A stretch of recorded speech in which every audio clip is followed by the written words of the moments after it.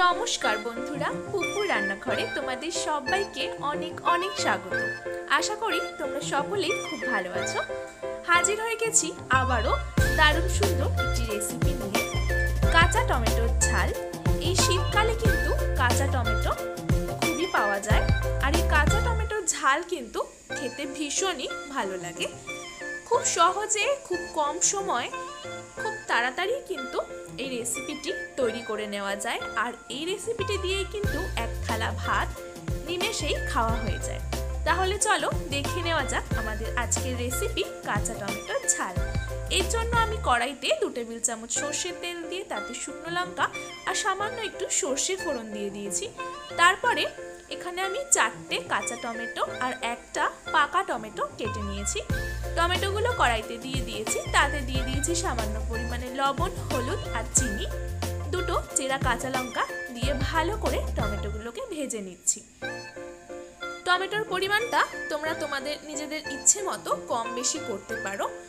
আর কাঁচা টমেটো ঝাল করার সময় কিন্তু কাঁচা টমেটোর সাথে অবশ্যই একটা পাকা টমেটো অ্যাড করবে বা যোগ করবে, এতে কিন্তু স্বাদটা ভীষণই ভালো হবে।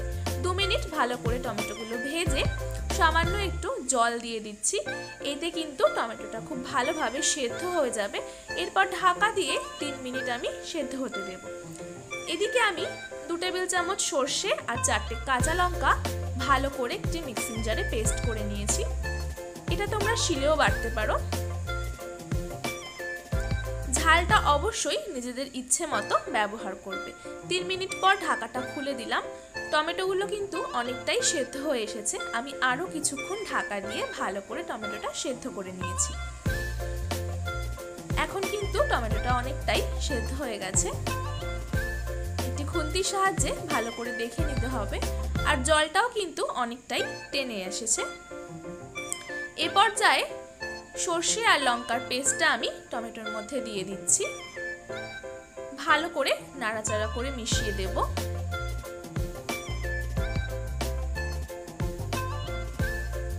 ভালো করে নাড়াচাড়া করে মিশিয়ে নিচ্ছি।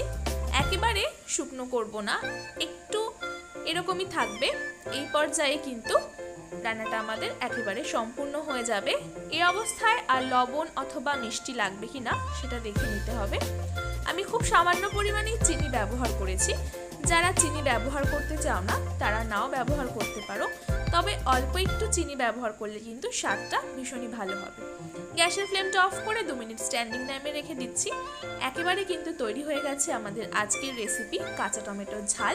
আর এইরকমই একটু মাখা মাখা ভাবে টমেটোগুলোকে খুন্তির সাহায্যে একটু ভেঙে দিতে হবে লাস্টে। এরপর একটি প্লেটে আমি পরিবেশন করে নিয়েছি আমাদের আজকের রেসিপি কাঁচা টমেটোর ঝাল। কেমন লাগলো আমার এই চটপট খুব সহজে তৈরি হয়ে যাওয়া রেসিপিটি? ভালো লাগলে অবশ্যই একটি লাইক করে দিও। আমার চ্যানেলটা সাবস্ক্রাইব করে আমার পাশে থাকার অনুরোধ রইল। ভিডিওটা ভালো লাগলে বন্ধু ও পরিবারের সাথে অবশ্যই শেয়ার করে দিও। পাশে থাকা বেল আইকনটা অবশ্যই প্রেস করে দিও, তাতে আমি যখনই নতুন কোনো ভিডিও আপলোড করব নোটিফিকেশন তোমাদের কাছে পৌঁছে যাবে। ফিরে আসবো আবারও নতুন কোনো রেসিপি নিয়ে। ততক্ষণ পর্যন্ত সকলেই খুব ভালো থেকো, সুস্থ থেকো। আর এই রেসিপিটা বাড়িতে অবশ্যই একবার বানিও।